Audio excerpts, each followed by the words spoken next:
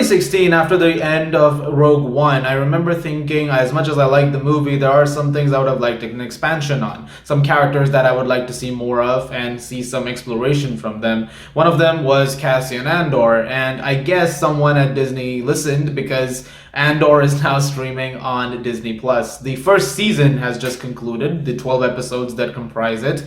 There is a season 2 that is going to happen as well. And essentially, as you might guess, we followed the story of Cassian Andor before he got to the point in Rogue One. And you're sort of starting to see the seeds of the rebellion also being planted across the galaxy as there are tensions mounting between the people who are just living in this new republic and under the regime of the Empire. But as the chokehold of the Empire is starting to increase, more and more are deciding to fight against it, and eventually you're starting to see little acts of insurrection take place all over. This is a show that is genuinely a fascinating idea, not because it's something of that concept, but it's also an underdog kind of approach. You see, it's easy to market a show like Obi-Wan Kenobi, because you see the name Obi-Wan Kenobi and you're thinking, well, I'm hyped now because Obi-Wan is one of the biggest characters in Star Wars and it's probably going to be a big show. You're going to see Darth Vader and all that. But when you think of an Andor show, the first thought that probably goes through your mind is, why an Andor show? Because it's such an interesting character to focus on, especially since he's not that major a character. Unless, of course, you have some other ideas up your sleeve. And what I think is really great with the approach to Andor is it manages to hone in on something that I thought was one of the strongest aspects of Rogue One and really dial that up to 15, which is the idea of how grounded Star Wars can be. Something that I really liked about Rogue One was it started to explore the flaws when it came to the rebellion and some of the mistakes and, drastic decisions that characters were taking in order to achieve goals. Andor is the first one who did that, because you see the scene early on with the informant who he kills. And I remember thinking, well, a rebel would never do something like this unless, of course, I am missing something. And then as they started to explore that, I wanted to see more of it. And so Tony Gilroy and co, they decided to lean into it. And what you get is a show where all the lines are blurred. You're starting to see actions that are taking place that represent some of the best and the worst of each side. And how things that started up at first, they weren't super smooth. It's not like people in the galaxy just started to get up and say, all right, let's rebel, and just lifted guns and started fighting. There was a lot of things happening to prevent that and making things worse and worse for people around. It had to come to sort of a pressure cooker moment where it just had to eventually blow. And when that finally happens, that's what this show is chronicling through the eyes of Cassian Andor. And Diego Luna is fantastic. I think he's a great actor, and I think in this show he's doing some of the best work of his career. You can tell how much the character means to him, but also how beautifully done the entire arc is. And seeing it, especially knowing at the back of your head how it goes, is still extremely riveting. Before we go on, I want to address that, because that was one of the things that I saw come up, which was, why are we doing a prequel show of a character which we already know, we know what happens to him. But at the same time, it's sort of like life itself. This is something that Gilroy said in an interview too. It's like, we're all living a prequel essentially. We all know what the end goal is, which is the end. So what happens up until that point? There's a story to tell over there. And that's the story that we're telling. And I thought that's a great way to look at it, because, you can't just be like, well, we know what the end is anyway. Life doesn't stop because of that. You still keep living. And so I think the idea of Andor's story being explored in that logic makes perfect sense. Also really great in this show is Stellan Skarsgård, who plays Luthen, who is someone who is at the forefront of the rebellion starting up. And you're starting to see how the sacrifices and decisions that he's making, they're not necessarily the best. You can't necessarily look at them and say, that's the right move, because you sort of think of the consequences.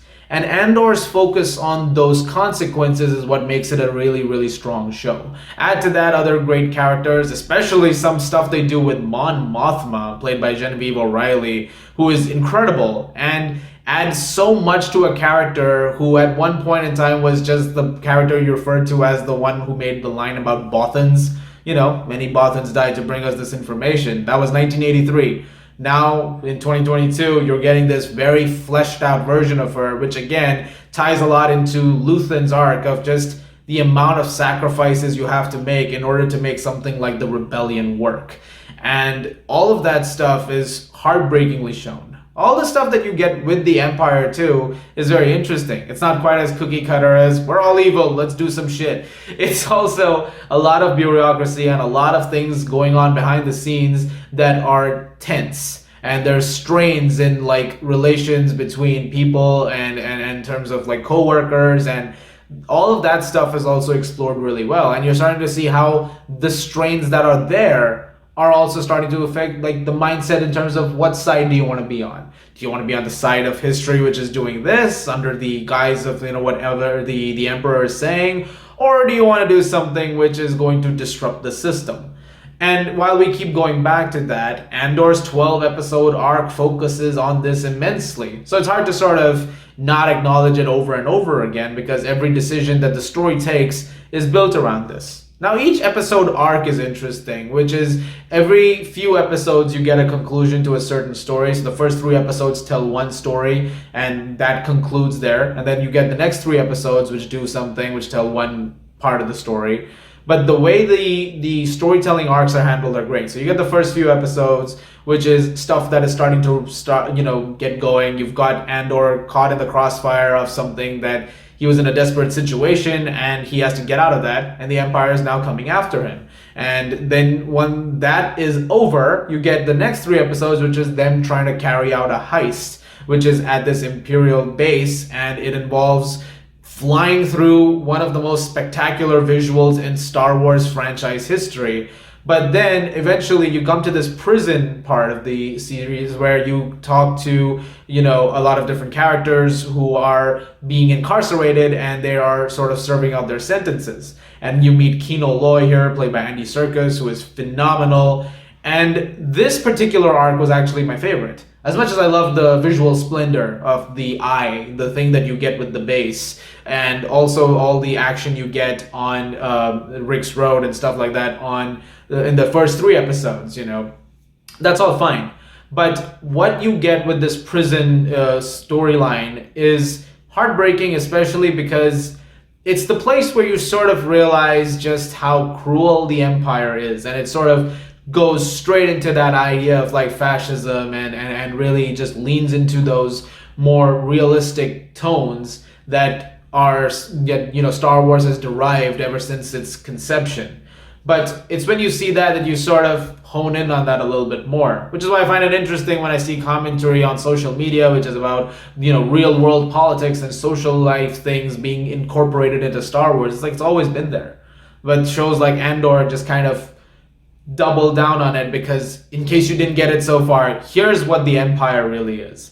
And the fact that it manages to do that in such a gut-wrenching way, that eventually when the prisoners start to rebel against the Imperial forces over there, and some of them just giving their lives straight up in order to get out or to give other chances, give people the opportunity to have a life again, I think all of those things are handled brilliantly. And again, can't praise Serkis enough in those moments. It's phenomenal what the show manages to do with all of that. Other performances that I want to highlight, however, Fiona Shaw as Marva Andor was terrific. I loved her. I think Fiona Shaw is a fantastic actress. So naturally I was not expecting anything less than a great performance, but she is really great here. She has a moment in the season finale that, minor spoiler, I'm going to talk about it a little bit, spoilers.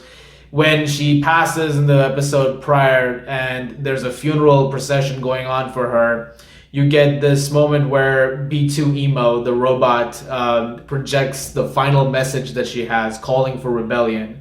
This message is heartbreaking. I say that word a lot in this review, but it is genuinely powerful. And once again, it just captures what the show is about and what these characters are striving for. And it is a brilliant way to sort of conclude her character's arc and to ignite, what the rebellion is eventually going to be, because that speech eventually leads to people rising up against the forces. And I think that was phenomenally handled. I mean, you're seeing Ferrix, this place, turn into a war zone in the season finale. I genuinely was blown away by every single thing that Andor had to show, whether it come to its supporting characters, all the stuff with Luthen and co, the other rebels that are within his cause. All of that is handled really great. Vel and Cinta, two other characters, they also get a lot of play. I really loved practically every second of Andor. It's a very meticulously paced show. It's something that takes its time. It's not something that just goes straight for the guns blazing action sequences directly. It's something that has a measured approach, but it builds so formidably that I think it works. I don't think anything of it felt off. There was never an episode which I saw and I thought, yeah, you know what? This isn't really working. When I was doing the quick short reviews of some of the episodes, I missed a couple, not because I didn't like the episodes, but because sometimes there was not much to talk about in terms of like a discussion point.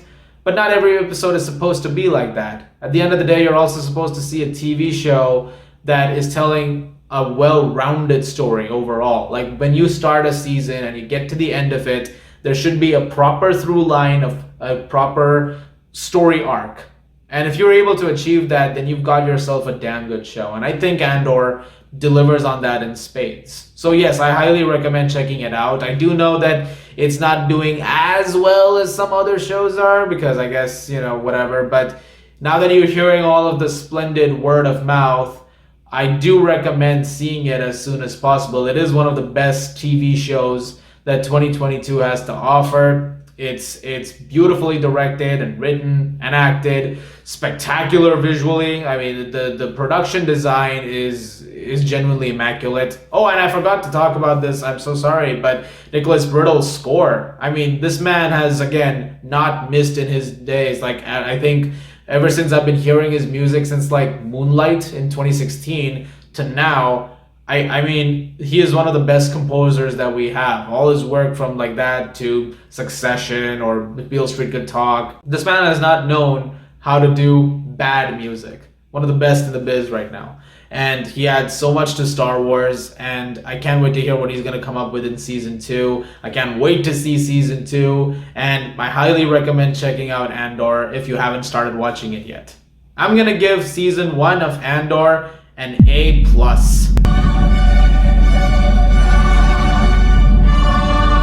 I thought about that grade for weeks. I was like, if they nail the finale, I'm gonna give it. Because I genuinely don't have a major issue with this show. And I thought about it, and eventually at the end, I was like, you know what? I'm gonna give this the first A+ in Star Wars since like Return of the Jedi.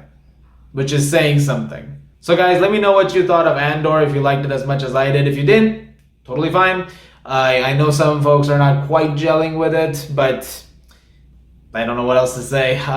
It just kind of really worked for me on every level that I wanted it to. Guys, thank you very much for watching. As always, look forward to more reviews very soon. As always, if you like this, please do subscribe, and may the Force be with you.